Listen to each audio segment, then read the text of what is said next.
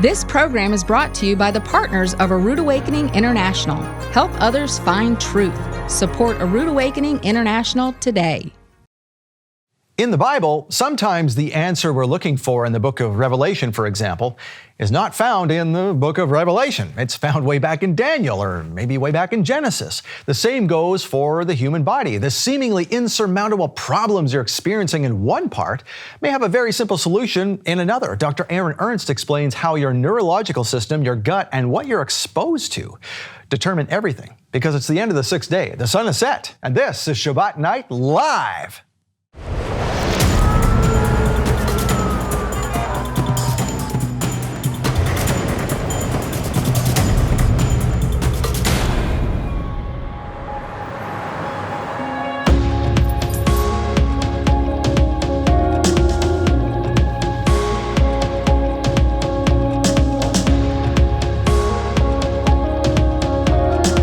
As they take this message out into the world.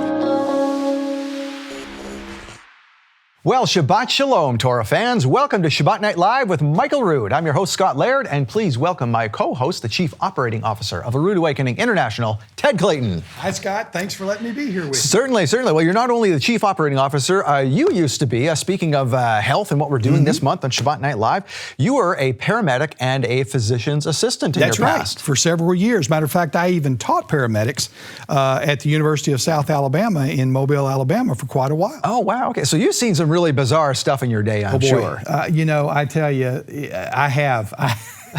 There's probably not much that I really haven't seen in my history, and I can tell you that health is one of the most precious things that we have. And my father used to always say, well, if I've got my health, I'll be in good shape for the day.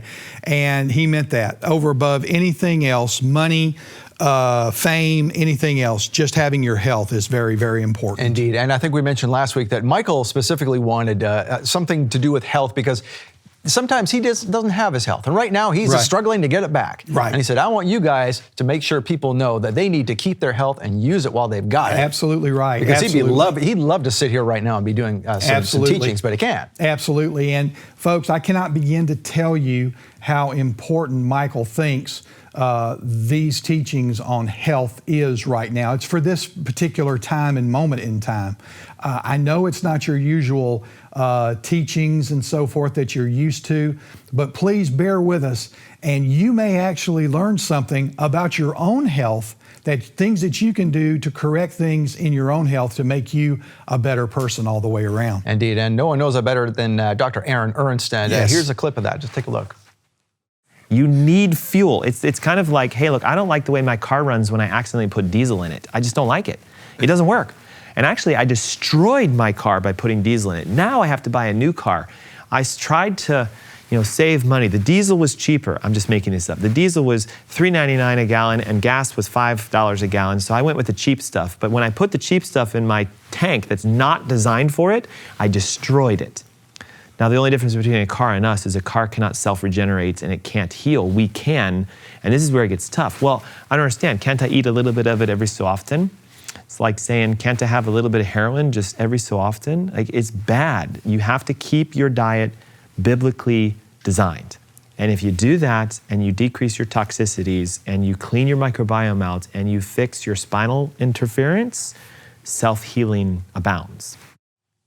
All right, well, there's Dr. Ernst, a little clip of what we're going to see tonight. Yes. And speaking of tonight, what day is it on the astronomically and agriculturally corrected biblical Hebrew calendar? Hey, you know what? We are into a next month. Well, I've got to turn the page here. We are into the month of Shabbat, the 11th month on the astronomically and agriculturally corrected biblical Hebrew calendar. Scott, help us with something for just a moment. Sure. So many people have said, I love this calendar, but sometimes it's a little confusing. How do we read the calendar, and how do we know that we're on the right day on the calendar? Oh, okay. Well, it's kind of strange for some people because we have two sets of days on here. First of all, we have the days, like for example, January 15. That's where we are today, and it's the first day of the month of Shabbat. And so we see kind of these two blocks on the calendar that are kind of offset like this. Yes. And the reason why they're offset is because the very basic understanding that Hebrew days start at sunset. Yes. So the end of this day here starts the new day down here. So we have January 14th at sunset will be the start of the first day, for example, of the next of the Hebrew day. Right. So that's why it's offset, because the day starts at sunset. Okay. And that's why. And also there's one day, of course, that's yellow on the end here. Well, if you know anything about Hebrew thought, that's because that's Shabbat. And if we have a special day, like Passover or anything in the feasts of the Lord, we have other yellow days. And that means this is a day where we do no work. Yes. That's, as in the Bible, it's commands that, on special Shabbats or high Sabbaths, as we call them, or the weekly Sabbath, we do no work, and that is to honor Yehovah. We're to stop and just concentrate on Him and not worry about anything else. And that's what this calendar is all about. So that's great. So I hope that for people who are new to Torah and new to this experience, that helps you understand how to read the calendar and why the calendar is so important. Indeed. And speaking of importance, so a lot of people, these are the last days. I think there's no arguing that. Yeah. There's all kinds of crazy things going on. People say, okay, well, I need to look in the book of Revelation as to what's going on. Yes. And that's what this year's calendar is based on. We have pictures from the Revelation scroll that Michael created on the bottom of each picture on the month, and the whole scroll is there, and then we highlight a piece of the scroll where this picture is from. And basically it's to show you a highlight of what is happening in Revelation. And this scroll basically takes you from Revelation 1:1 all the way to the end, explains it from beginning to end in order, because Revelation was not written in order. That's right. And that's why Michael's wife, Anna Lil, asked him to create the scroll as a birthday present for her, to say, Michael, I don't get it. How does Revelation work? How do I read the book of Revelation and understand it? And so Michael said, well, listen, these things are moving movie pictures in my mind. Let me put it out on a scroll and let everybody be able to learn it and see it as well. Yep. So that's why he did the scroll. Yep, that's a bonus to have it on the calendar too, Yes. so you know what's going on. Now, speaking of Michael, he has a brand new teaching for you. And this is Michael Rood. Yep. Pick up your mat and walk. This is the new teaching for the January Love Gift. This, of course, is the man who was at the pool of Bethesda, Yes. couldn't get in before the water bubbled up. Michael explains all about that too. That is not in the Bible per se. That was just explained in the Bible as to a legend Yes. of the time. Yes.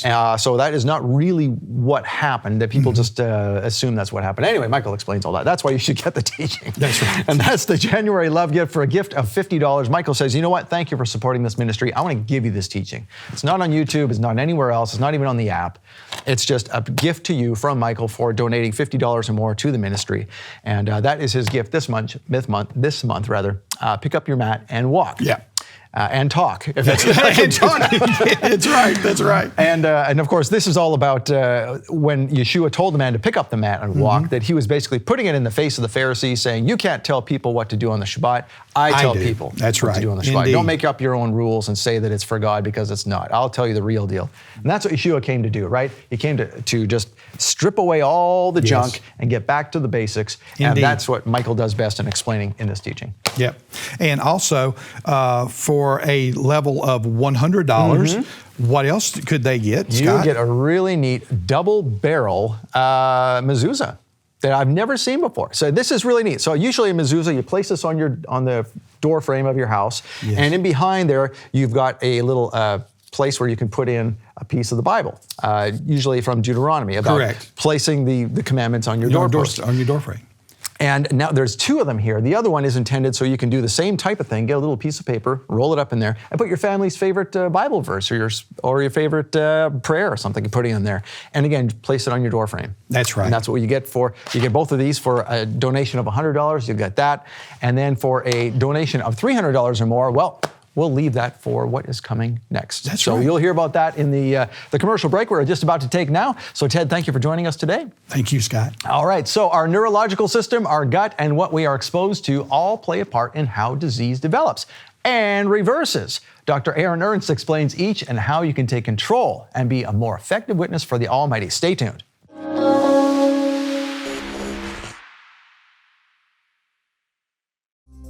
When we are healed of our past and the truth is given to us, we are also given a responsibility to pick up our mat and walk, to rise up and tell everyone what Yeshua has done for us.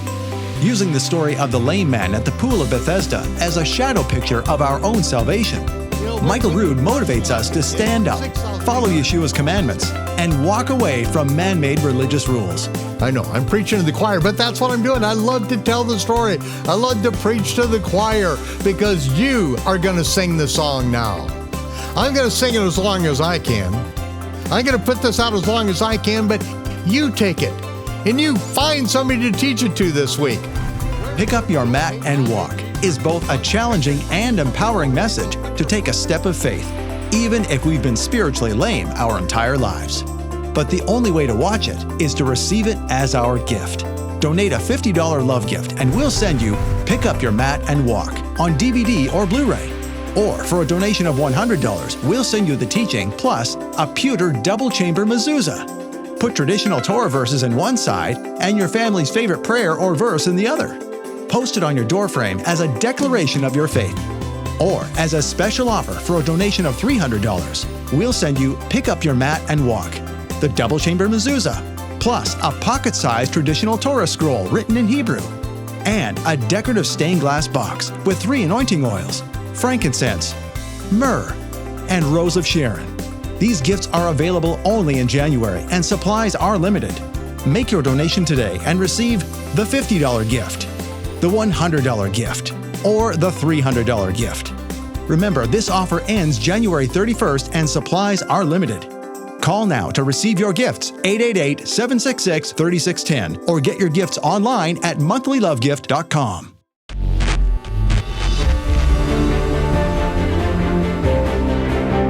And I needed to get a perspective of where the American Christians were at. The starting point for me is to focus on the prophecies that everyone agrees are messianic prophecies. And once we do that, I think we can get a better understanding of what it is Jews expect today, what they expected 1,000 years ago, and what even the disciples of Yeshua were expecting according to the New Testament.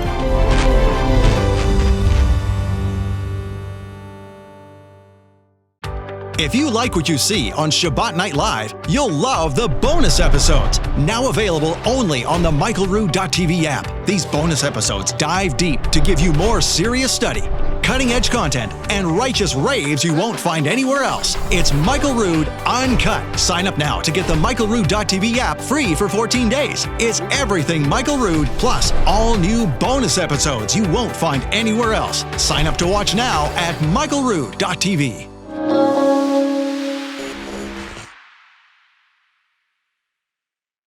The night of the Last Supper, Yeshua took bread and he blessed the Most High. Baruch atah Yehovah Eloheinu melech haolam hamotzi lechem miharetz. And he said, this represents my body, which will be broken for you. As often as you do it from now on, understand this has always represented my broken body. And as often as you do it in remembrance of what I'm about to do for you. Then he took his cup, and he told his disciples after he blessed it, after he blessed the Most High, and he said, Baruch atah Yehovah Eloheinu melech haolam, Borei Pri Hagafen. Blessed are you, Yehovah, our God, King of the universe, who brings forth and has created the fruit of the vine. And Yeshua said, you divide my cup among yourselves. And as he passed his cup around and they poured a bit of his into their cups, it got back to him empty. And he said, I will not drink a drop of the fruit of the vine till I drink it with you in my Father's kingdom. But as often as you do this, do it in remembrance of me. Not only that I will pay for the broken covenant, that I will pay for the transgression, that I will renew the covenant in my blood, but also remember that I am waiting for you at the marriage supper of the Lamb, and that is when I will drink it new with you in my Father's kingdom. Until then, Shabbat Shalom.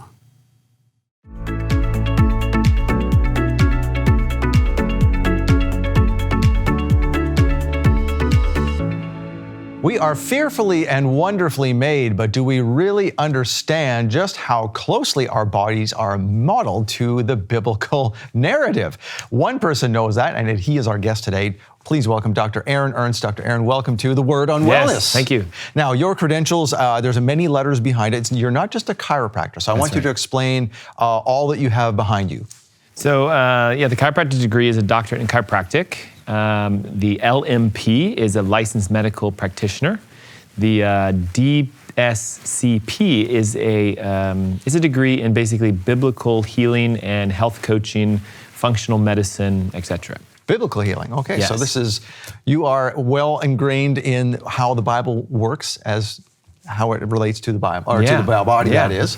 It's like the greatest code of the book for health that we have, so. Wow. Well, we are going to get into something that you taught me before we came on the cameras here, and that is the 3 steps to health. Yes. They are the neurological, microbiome, and global toxicity. And as you explained to us while we were planning this episode, that before a lot of modern technology came along, chiropractics, just adjusting someone's spine, could heal people of some pretty serious stuff. Yeah, so technically the profession of chiropractic was founded in the late 1800s, 1898. And it actually came as a sort of vision to this one individual. His name was D.D. Palmer. And even the name chiropractic has a root in the Bible because it's kairos, praktos, so Christ-like practice. It's one of the only surviving natural alternative techniques that actually does still lay hands on people to help them to heal. So we're biblically rooted just in our name. And then in that nature, back in the 1800s, we didn't have the toxins of today. We didn't have the hybridization of wheat. Most people's toxins might have been they spent a little too much time at the bar that night. But in the world of chiropractic, in the beginning, people were getting their hearing back, their vision back. There's studies showing that the flu epidemic of 1918, the Spanish flu that was wiping out, 70, 80% of the population, the individuals that got chiropractic care in the United States during that time had a massively higher survival rate than those getting medicine of that time.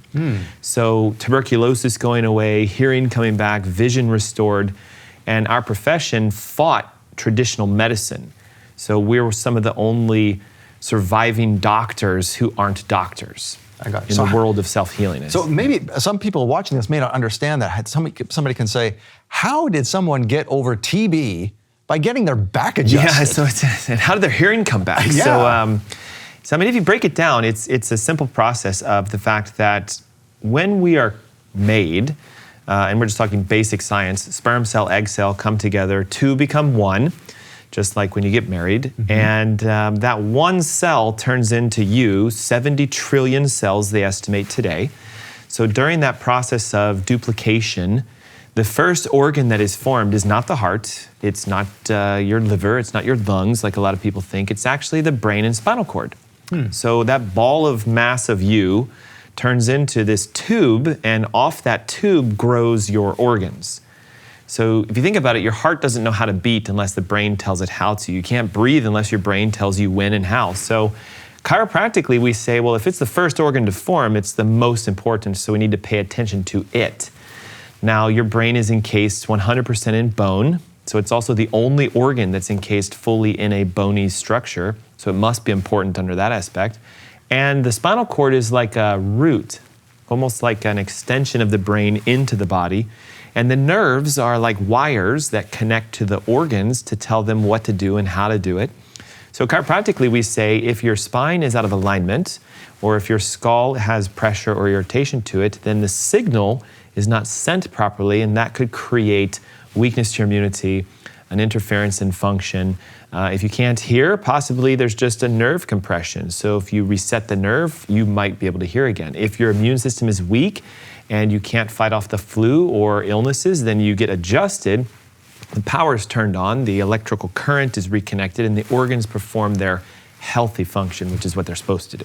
Okay, so this is like a tree with all the different roots. Yeah, you could think of it that way. So the roots would be the brain, and the trunk would be the spinal cord. The branches are the nerves, and the leaves are your organs. So let's use the tree analogy. If a tree has leaves that are falling and dying before they should, medicine would say, well, let's spray paint them green and stitch them back onto the branch. And there, look how beautiful that tree is.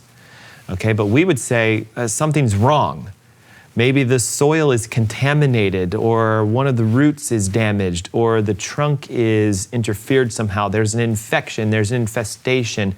The tree is supposed to be beautiful, the leaves are falling. Let's find the cause. And then here's the beautiful thing, a tree is alive, so if we fix the cause, what will happen? The tree will grow new leaves. Now, can you grow new organs? Well, the research is saying they can be regenerated. Now, if you remove an organ, it's not going to just spontaneously come back, but if you have a damaged kidney or a thyroid that's not fully functional or a heart that's off balance, but it's still inside of you, then it can actually come back. Amazing. Yeah. You know, another amazing thing is how the Bible is connected to even just the way the spine works. And we're going to get into a few other things as we go along today. But one thing I want to bring up, first of all, is this the numbers in the Bible. So 7, 12, 5. All these numbers we know are very significant in the Bible. For example, just before the cameras came on, we were talking about Elijah told Naaman to go dip in the Jordan 7 times. For his psoriasis to go away. So for him to heal, he had to do a 7-cycle cleansing process. And it wasn't that the river necessarily healed him. It was more his understanding of, okay, if I'm going to follow the rules and I'm going to do what I'm being told by a prophet, I'll do what I'm told. I'll follow the instructions. I dip 7 times. He got healed because of his commitment to his faith and to listening to the prophet, not because the water actually healed him. Does that make sense? Right, yes. Yeah. And same thing with the Israelites going around Jericho 7 times. Yeah. Yeshua had 12 disciples. Yes. All of these things. So 7, 12, and 5 is also biblical, maybe on a lesser sense, but 7 and 12 and 40, all of these things are obviously very biblical numbers. Yeah. And these relate specifically to the spine, and you have brought in a spinal model There's here. a model, yes. So how do these work, these numbers, with the spine? So here's what's unique, okay? So we talked about the brain and the skull. Well, your neck has 7 bones in it. And then the middle part of your back has 12 bones in it. And the lowest part of your back has 5 bones in it. So we're made with these very specific structures that protect the nerves and allow our organs to heal. And the numbers are significant to completion, perfection, and grace. So 7 being complete, 7 days to make the earth, 7 laps around the wall like you described, 7 dips in the River Jordan. 12 is a unique one because we had 12 disciples, we have 12 tribes of Israel. There are, I think, 12 minor prophets, if I remember right. The idea is 12 is sort of a completion, it's a totality, it's a perfection. And then 5 is grace, so things that we get by the grace of God that we can't earn, we can't work for, but we just get them. And so I look at your health as that's the grace. You're given this amazing gift for the ability to heal. How much of your body should it heal? All of it, the totality, the 12, and it will be complete when the brain can get into the body. So it's completion from the source through the spine, over the nerves to all parts of the body, made complete. And now we have to talk about the alignment then. Because if these 7 bones are in your neck, well, if they're this way, then they're not aligned properly, so the nerves are compressed, so you're not perfect, you're not complete. Same thing from the side. It has to have a curve in it, and the curve needs to be at a specific angle because of mirror image creation. So the Bible says specifically you're made in God's image. Well, the spine needs to be a mirror image. The curve in your neck needs to match the opposite curve in your upper back, which needs to match the opposite curve in your low back, and they're exactly the same, 45 degrees each. So if the spine is out of alignment in your neck, but you have curves in your mid and low back, you're not in mirror image, so you can't be like God and heal. Because the mirror image is we are technically a God-like creation. We have that power in us. And one of my favorite verses is, in the Bible they say when Jesus left that greater will be the things that you do than what I've done. And I don't know about you, but I still haven't walked on water yet. And I would like to say I've helped people to be resurrected and I've brought people back to life, but not in the method that Christ has done it, but indirectly through the art of chiropractic and the functional techniques. We help people to heal themselves. And that's the essence of what you do, is teaching people how to heal themselves, not depending on the doctor to spray paint your leaves back on and sew them back on. And that's the thing. So, medically, we look at the body as if it was parts. Somehow it just came to be, And some parts you don't need anymore. You know, there's even thoughts to say like, what is an appendix for? It's this rudimentary old organ from yonder year, and we can just take it out with no big deal. Gallbladder, for example. I mean, think of all the women who have had their gallbladders taken out. Oh, it's no big deal. You don't need a gallbladder. It's like, wait a second. Obviously, it was there for a reason. And we're learning now that certain organs that we used to think you can take out with no problems actually create massive issues. So we're not a parts-style person. And if we think we can just take an old part out and put a new part in, or let's just replace your hip, or let's put a new heart inside of you, and now you're healthy and you're well, that is such a skewed man's view of medicine, in my opinion, because very clearly it says in the Bible that if we keep ourselves clean, if we rebuild our temple, it's where the Holy Spirit resides, it will remain forever. And though our physical body can't remain forever, our spiritual body can. And what we want to do is bring that spiritual power of heaven's health to us here on this earth so that we can physically be well, but also be an example and a mission statement to other people, in my opinion. And trying to remain as whole as possible is the key to that. I know a holistic dentist friend of mine has shown me, I didn't realize this, you know how iridology shows in your iris? Through the eye, yeah. It's sort of like a map of the body that shows that, you know, the top of the eye represents your head, the bottom represents your gut, etc. And incidentally, around the whole of the eye is the gut. The gut is wrapped around everything. That's and we're going to get into that a little bit later on today, but he showed me that in the teeth, this dentist friend of mine, that every tooth has a neurological connection to different parts of the body. Yeah, correct. Yeah. So that if your eye tooth is messed up, that you could affect your liver, for example. That's probably not the right connection. Well, true, but not just that, that because the teeth have nerves, and if you put something in that tooth, so an amalgam filling, or you put a cap or a crown on it, or you jam a root stem down as a root canal, you interfere with the nerve function of that tooth, and because the nerve function mirrors the organ function, if you root canal your thyroid tooth, which there is a thyroid tooth, then you can see typically people with thyroid problems have issues in those teeth. People with gastric issues have issues with the gastric tooth. People with breast cancer have issues with the breast tooth. And so it's a correlation like a map. And basically every part of your body's been mapped out. There's iridology, there's reflexology for the feet, there's the spinal maps. I mean, we are such an amazing creation. I doubt God would say, I'm only gonna make one map. I think everything on our body is a map. Let's explore that map for a second. So the spine, I think that's what most people are most interested that you've shown so far. So are there places in the spine? Of course there are. Maybe you can explain a few. Like if people have headaches all the time, what's going on in the spine? Yes. So again, it's not only just mirror image in its number, but each nerve controls a different portion. So the analogy I use a lot with my clients and patients and when I do education like this is, think of this as a fuse box. Okay, so here in the Carolinas, Duke Energy supplies power. So that has to come into your house through a main line, and then you have your fuse box. And the purpose of the fuse box is to distribute that power to all parts of the house. So I want you to think of this as the box that controls your organs and your body. So if you have a fuse that is thrown and the alignment is off, then the nerve is not firing properly, and so that portion of your body cannot work. So back to the analogy, if this was the dishwasher switch in the garage and the fuse is blown, well, there's nothing wrong with the dishwasher, but it doesn't work. So if I hire a mechanic and say, something's wrong with my dishwasher, tell me what's wrong with the dishwasher, the mechanic will come and look at it and he's gonna say, it's fully functional. There's just no power going to it. And this makes common sense when you use that analogy.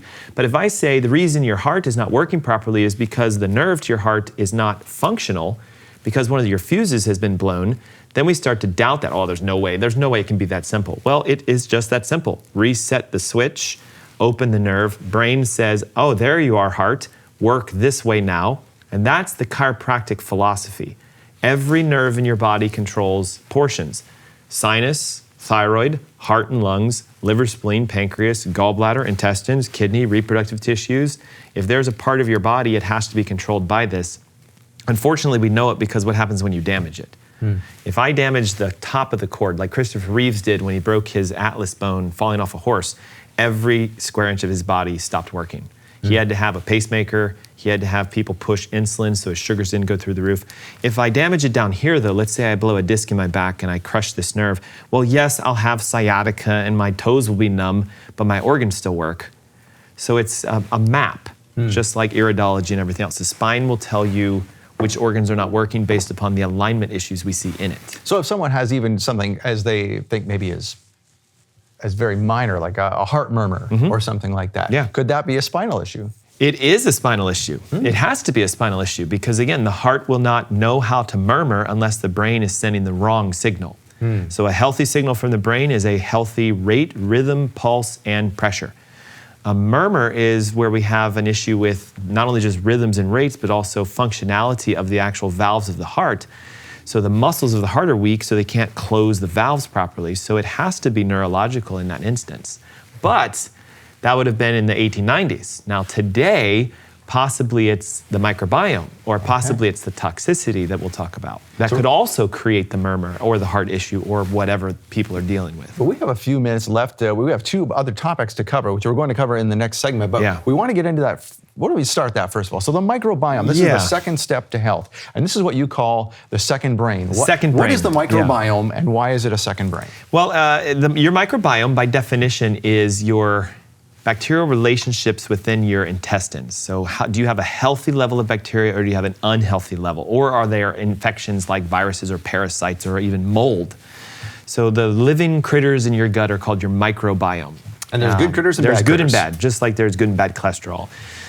So the microbiome is a second brain because the Human Microbiome Project, which was after the Human Genome Project, found out that it's not our genes that determine our sickness, it's the epigenetics of how those genes are expressed. And here we are in 2020 and we've discovered, well, the epigenetics are the bacteria in your gut. Their functionality makes your body do things genetically. They turn genes on and off.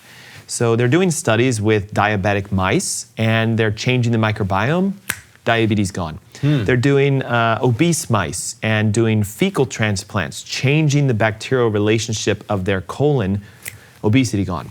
And epigenetics by definition, epi meaning above that. Yeah, above so you genetics. have a gene, and maybe the gene is defective, but it doesn't mean you get cancer or heart disease or diabetes because the gene has to be turned on or off.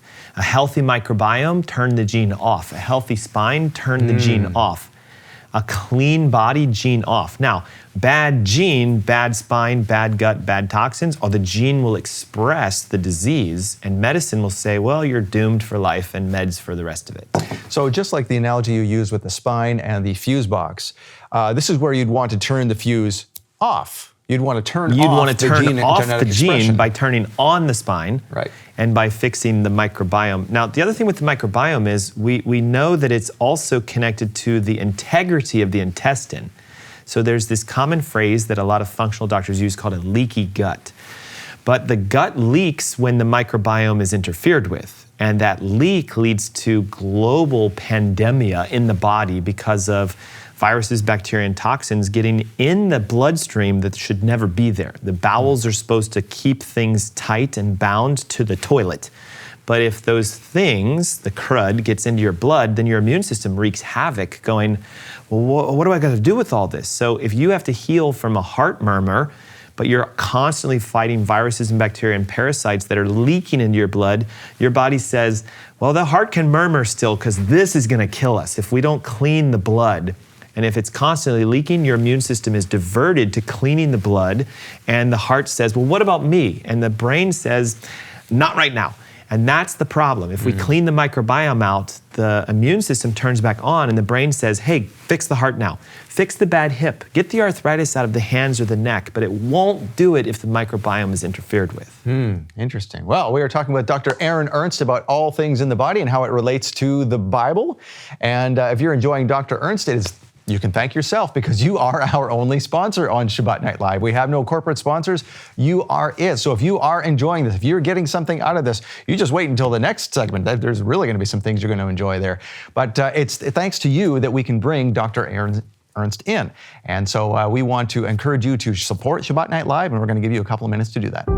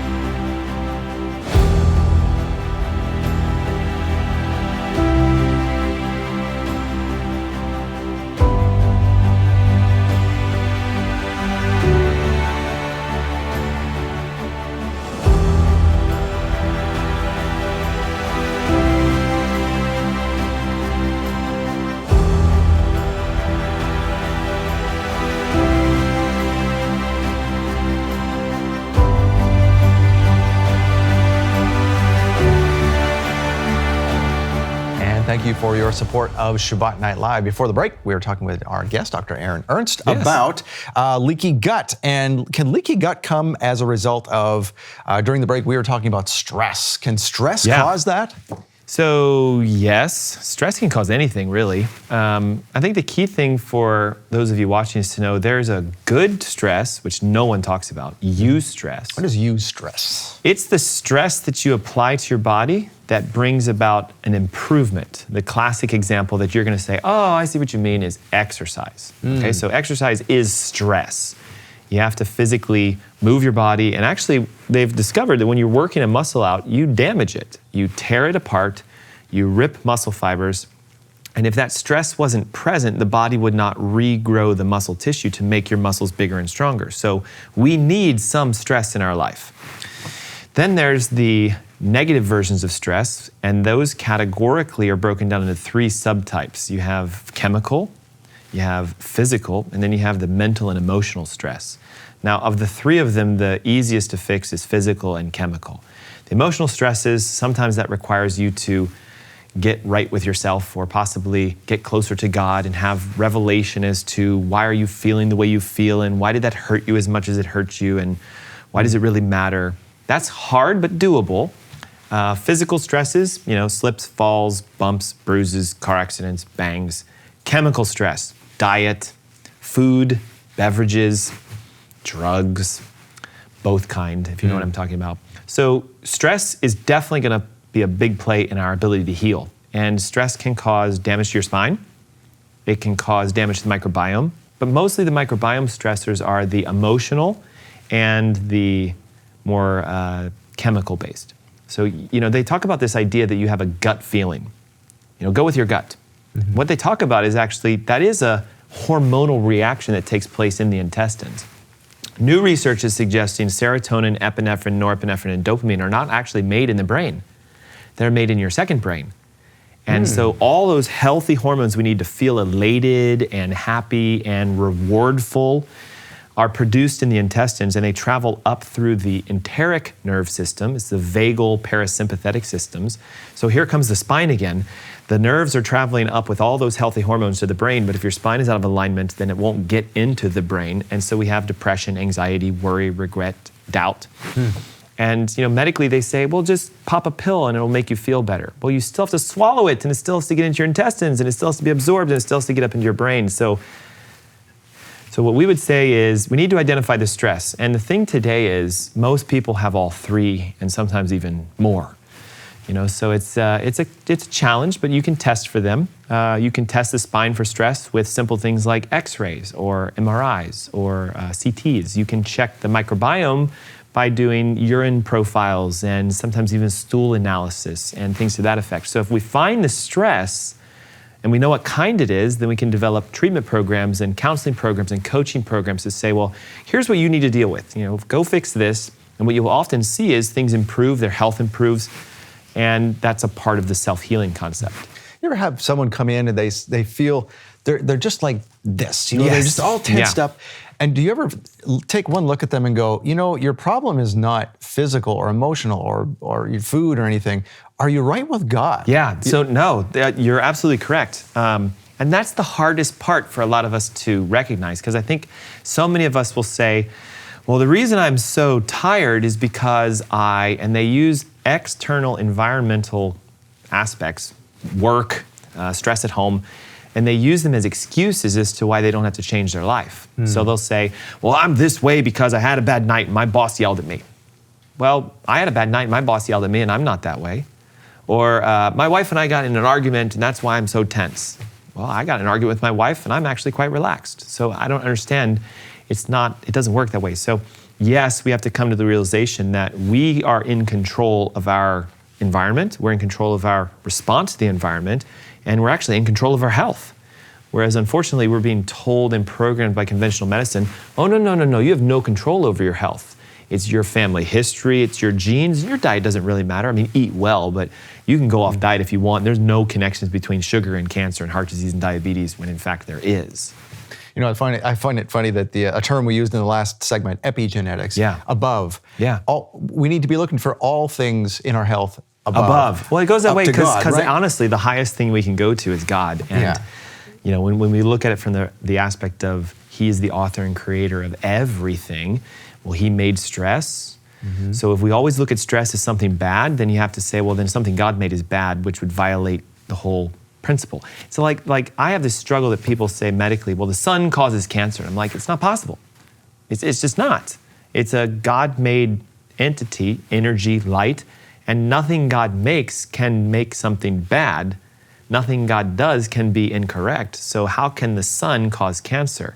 Let me give you an analogy. Well, now what we've learned is, no, the sun doesn't cause cancer. The chemicals you put on your skin to prevent yourself from sun burning is what causes the cancer. The sun is doing its job. It's actually energizing you. Recently, they found that we have photoreceptors in our skin for light. So like plants, we do draw energy from the sun.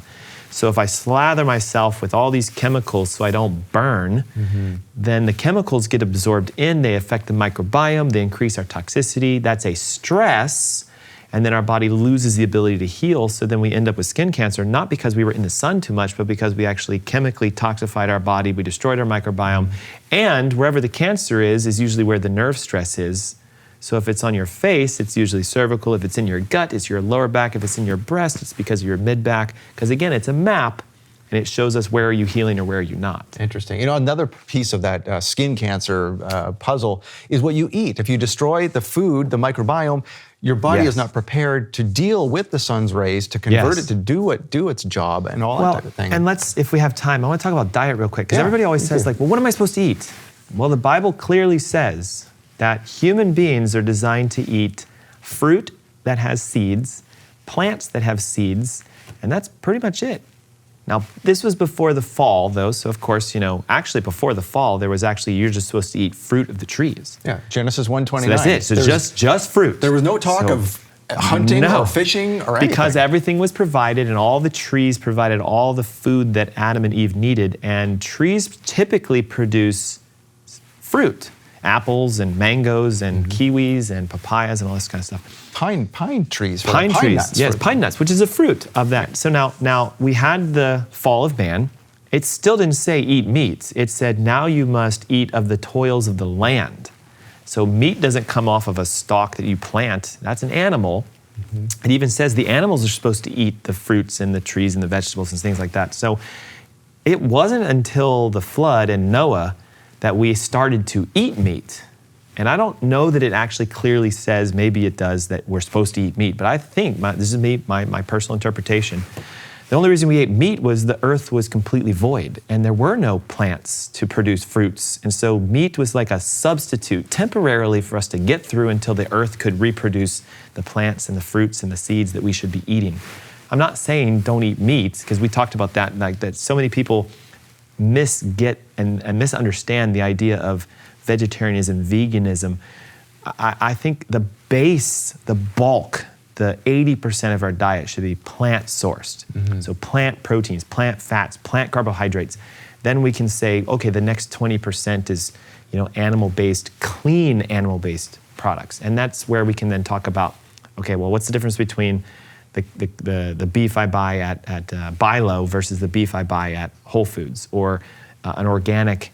So we have to talk about that, the cleanliness of our food products. Let's do that, because there's a big difference now. You and I talked when we were getting the makeup on in the makeup room over here that it used to be that people ran to veganism even just 10 years ago because you couldn't buy a grass-finished beef at Walmart, and now you can. Yeah, that's the thing. And that is a completely different animal with completely different makeup. Just as what we eat changes our microbiome, it changes their bodies, and if we're eating their bodies, their meat. Yeah. That comes to us. And this actually opens up the third way of self-healing, addressing our toxicities. You know, so if you're eating meats and it's conventionally produced, a lot of conventional meats are fed corn and soy and wheat and even candy. If you don't believe me, look it up. They feed some cows Skittles and candy corn and stuff like that. It makes them fat. And we don't buy meat by the slice, we buy it by the pound. So the heavier I can make that animal, the more as a farmer I can make by selling that animal. Now the problem with that is those fats are completely denatured. They're different than what God intended that fat to be in that animal. Cows, as an example, are supposed to eat grass, period. They're not supposed to eat corn. You won't ever find a cow just randomly walking up to a cornfield and munching on the stalks. It always goes after the grass. Now, we said, well, the grass doesn't make it very fat. It's really tough and it's just like gnarly. So, hey, if we put corn in their diet, all of a sudden it softens their meats and it tastes better, it's fattier, it's marbled, it looks beautiful. And I hate to say it, but some restaurants are like, well, we serve corn-fed beef. It's like you should run away from that place because it's dangerous. Also because of the modifications of corn and that they're sprayed very heavily with pesticides. So if you eat meat that is conventionally produced or farmed for fish, for example, where they're throwing pellets of soy into the tanks or now the ocean, but yet guarded tanks in the ocean. Like netted areas. They net off sections of the ocean because people were like, well, I want fish that comes from the ocean. So see, the food industry says, all right, well, we'll just put the tank in the ocean then. So it's still farmed, they're just using the ocean to farm it. So the idea is you need to just eat real food. So if you're gonna eat beef, grass-fed, grass-finished. Why finished? Well, unfortunately, again, the food industry said, well, a lot of people want grass-fed, so what if we feed it grass for all of its life except for the last 90 days, and then we bulk it up on corn the last 90 days? It still was grass-fed, but it's not finished on grass. Now you have to be very specific. So grass to start, grass to finish. Fish, right? Wild caught out in the ocean eating plankton and seaweed and other fish. So is that going to be more expensive? Yeah, but it's worth it. But now though, not so much. I mean, 10 years ago, yes, a pound of ground grass-fed grass-finished beef was $25. Now you can get it for $5 or $6 or $7 a pound. So what's the difference now? So people say, okay, well, why? What difference does it make to my gut? Does it alter my gut if I eat one cow versus the other? Yes, because of this, okay? So the fats found in a conventional corn-fed cow are extremely inflammatory. The omega-6 and 9 and 3 ratios are off balance. And again, everything in nature is perfect and in balance. So if I take an animal and I feed it its food that is not designed for it, and by the way, we're going to talk about we are animals and we have a design for food, and if you eat opposite foods, you're going to get sick. So I take this cow and I feed it food it's not supposed to be fed. It gets fat and it tastes good and it sells well, but it's full of inflammatory fat. So we eat the inflamed fats, we become inflamed. Inflammation is the cause of 98% of all disease, nerve inflammation, gut inflammation, toxic inflammation. So then your microbiome says, what is this? This is not a cow the way I was programmed to digest this, so it has to work extra hard, rip it apart. What do I do with all the inflammation? Well, I'll try to hide it in fat cells. So then we gain weight and we don't understand because we say, well, I went vegan and I'm gaining weight, or I eat really good. I don't eat a lot of meat products and I eat a lot of plant products, but I'm gaining weight, or I have this disease. I have patients who say, I don't understand. I'm a vegetarian and I have heart disease. How is that even humanly possible? Well, meat doesn't cause heart disease. The wrong kinds of fats cause heart disease. Too much sugar causes heart disease. I hate to say this, a lot of vegetarians and vegans eat a lot of sugar.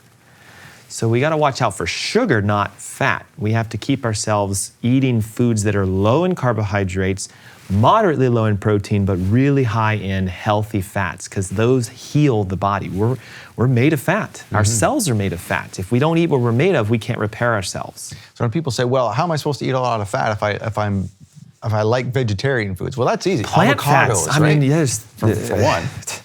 Olives, avocados, nuts and seeds, hemp. I mean, hemp is an exceptional fat.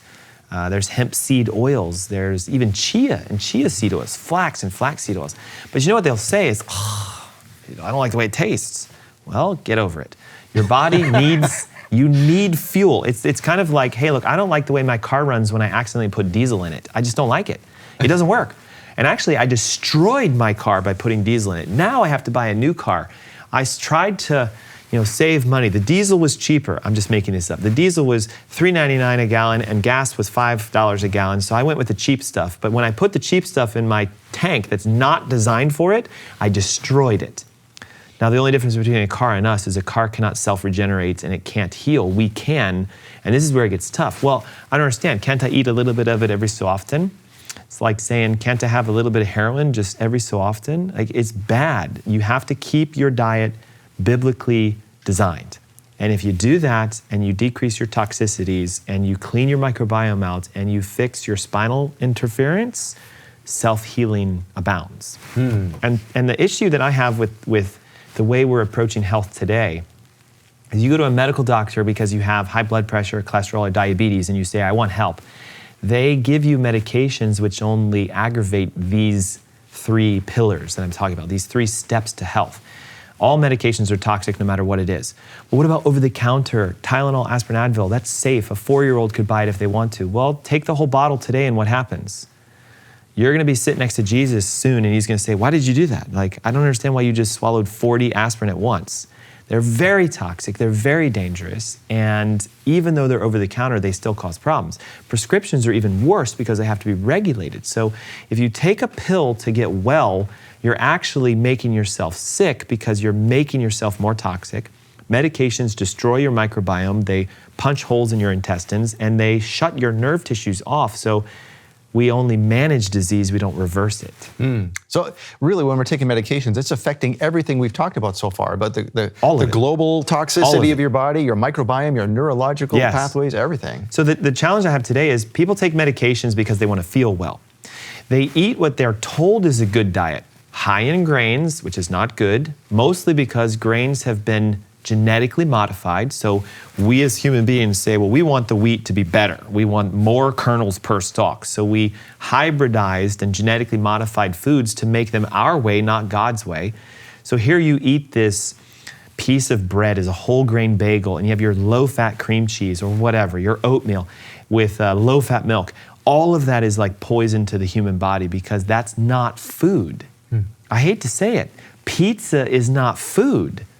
It's a hybridized wheat base with genetically modified tomato sauce with recombinant DNA cheese that you eat and your body goes, what is this? It's poison. But see, you guys sometimes think that's food. So we have to eat what is defined as real food. We have to clean the damage out from all the foods we ate that aren't food, let the microbiome heal. Fasting's a good way, if we can talk about that. And you get your spine checked by a structural, functional chiropractor, because unfortunately a lot of chiropractors are pain-based, traditional medical chiropractors. Where do you hurt? I hurt here. How do you feel now? I feel great. That's not what I'm talking about. I'm talking about functionality, alignment, neurological positioning, more on the holistic side of structural. Let the body heal by aligning it back into the way it was originally designed. Get the mirror image back and you'll heal yourself. Now, we might have to get into fasting in another bonus We'll just throw it out there. Fasting is a really good way to heal. Okay. Really good way to heal. Well, before we go, we wanted to get into one little thing here is that there's a book that you brought out called The God Code. Yes. Written by Greg Braden. Yes. And he says that God's name in Hebrew is written into our DNA. Explain that. So you really need to read the book, because if I only have a minute, there's no way I'm going to describe it. But in essence, if you take the base pairs of DNA, so guanosine and adenine and all the base pairs, and you lay them out by looking at a gene, and you translate them into the Hebrew texts, so this specific gene equals this specific number, our DNA reads over and over and over again God's name. It also has portions where it says, in you, made of you. So our DNA is like a text. It's like written words that can live forever because human beings can transfer their genetic information as we, replicate ourselves and populate the earth. So this code is our DNA. Now, here's the problem. You eat genetically modified foods that the DNA has been altered. Well, now you could potentially alter your DNA and you no longer read God's name, you read man's name. Bad idea. Well, that should be enough to read the book. And Dr. Ernst, thank you for joining us today. Thank you. I want to give you an opportunity because you are based in Charlotte, but you can help people all over the world. You have folks in Israel, Texas, Canada, California, Canada, wherever. How can people get a hold of you to start on the road to wellness? So the easiest way is to just do a consultation directly with myself or my office. So the website is Ask Dr. Ernst. I think it might be below, possibly on the screen. AskDrErnst.com/consultation. What you'll do is simply click a link that takes you to a calendar where you can pick what time would you like me to call you. And of course, as you can imagine, you might load this page and say, well, there's no calls for 3 weeks. Well, that's pretty normal for us, but pick a time that's open And I promise you, if you pick 1 o'clock on a Tuesday, I'm going to call you at 1 o'clock on a Tuesday.